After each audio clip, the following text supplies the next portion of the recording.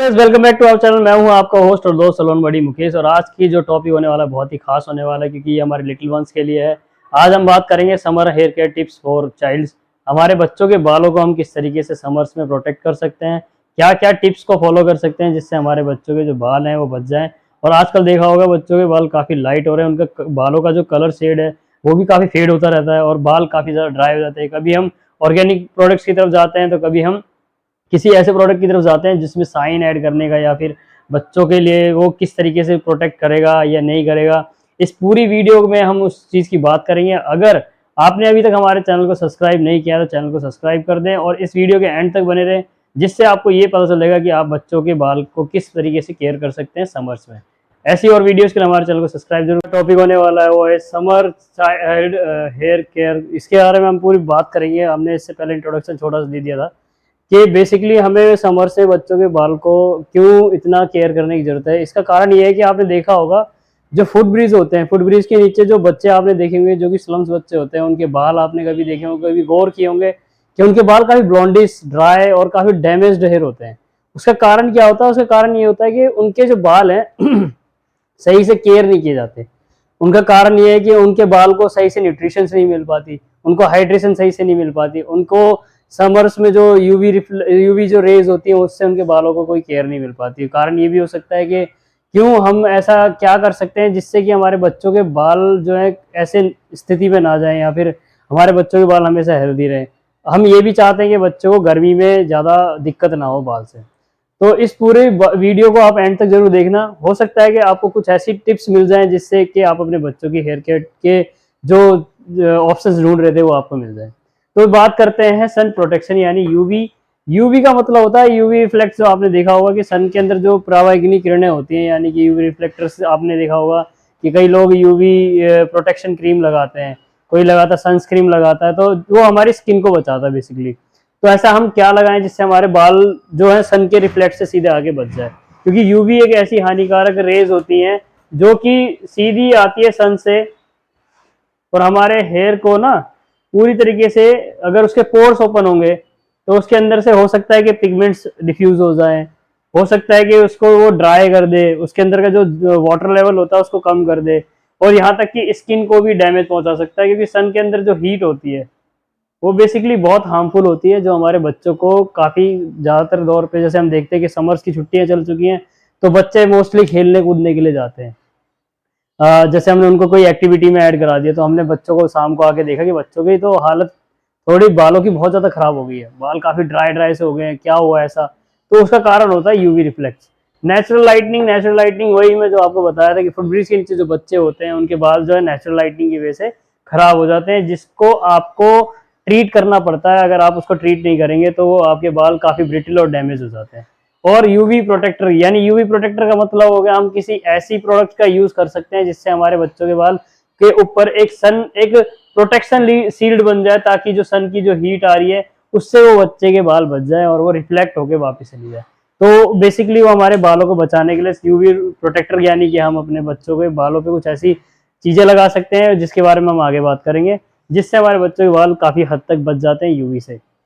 अब first of all हमें बच्चों को करना क्या चाहिए? बेसिकली हमें सबसे अच्छे पहले ये जान लेना चाहिए कि हमें बच्चों को किस तरीके से हेड वॉश करना चाहिए। बेसिकली हमें जेंटल क्लींजिंग करनी चाहिए। जेंटल क्लींजिंग का मतलब होता है कि आप कभी भी अपने बच्चों के बालों को ऐसे रगड़ के ना धोएं, क्योंकि उससे धोने की वजह से वो बाल काफी ज्यादा हद तक डैमेज हो जाता है वॉश के टाइम पे ही।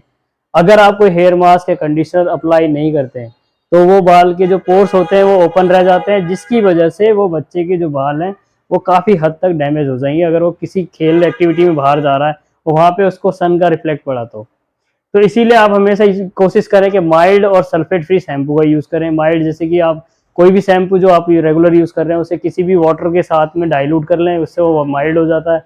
या फिर किसी अच्छी कंपनी का माइल्ड शैम्पू ले लें, या फिर सल्फेट फ्री शैम्पू या पैरागन फ्री, ये तीनों तरह के शैम्पू आप यूज़ कर सकते हैं अपने बच्चों के बाल को प्रोटेक्ट करने के लिए या क्लिनजिंग करने के लिए। बेसिकली क्लिनजिंग का मतलब ही होता है, शैम्पू एक क्लिनजिंग एजेंट ही होता है। तो उसको अगर शैम्पू हमारा फर्स्ट स्टेप अच्छा रहेगा तो हमारे बच्चों के बाल बहुत हद तक बचे रहेंगे।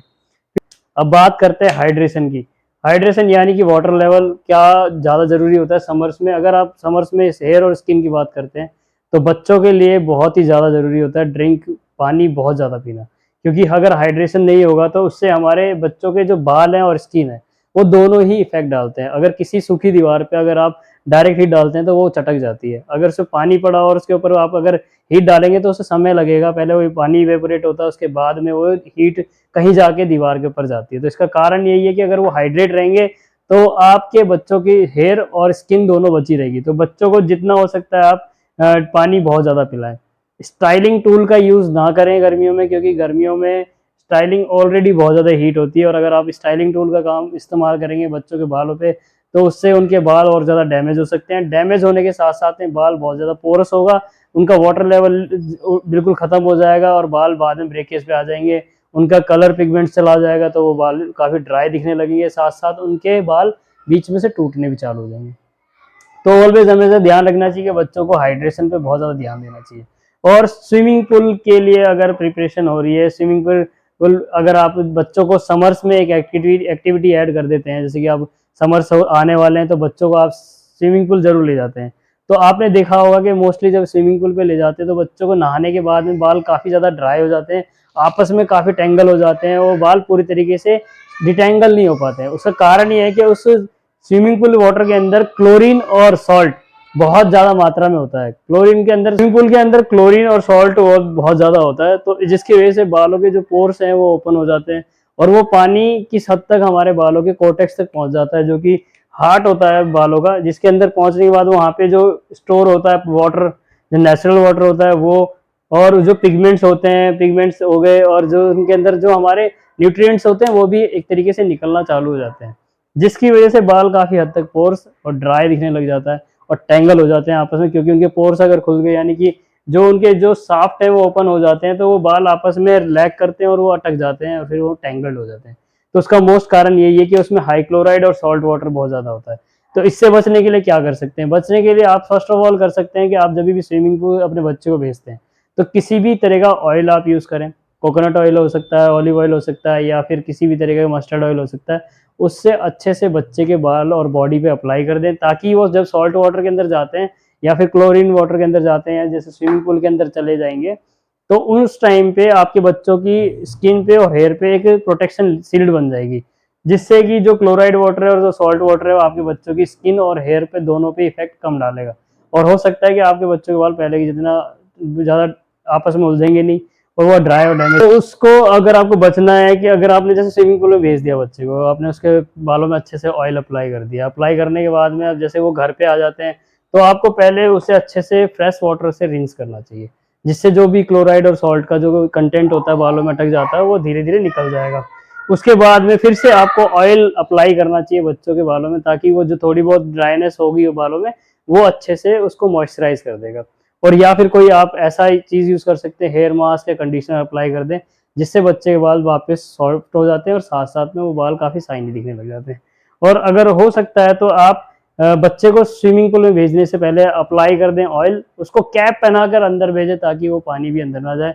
और जिस तरीके से हीट अगर, तो गाइस हम बात कर चुके हैं कि बच्चों के बालों में मॉइस्चराइजिंग क्यों जरूरी है, तो अब उससे अब हम बात करते हैं हेयर स्टाइलिंग। हेयर स्टाइलिंग हमेशा समर में हमें अवॉइड करनी चाहिए बच्चों की। ज़्यादा बच्चों के बालों को ट्विस्ट या ब्रेड्स नहीं करनी चाहिए, और उनके बालों में कभी भी हमें ज़्यादा पुल नहीं करना चाहिए, जैसे कि टाइटली बन बांध दिया या फिर टाइटली पोनीटेल बांध दी।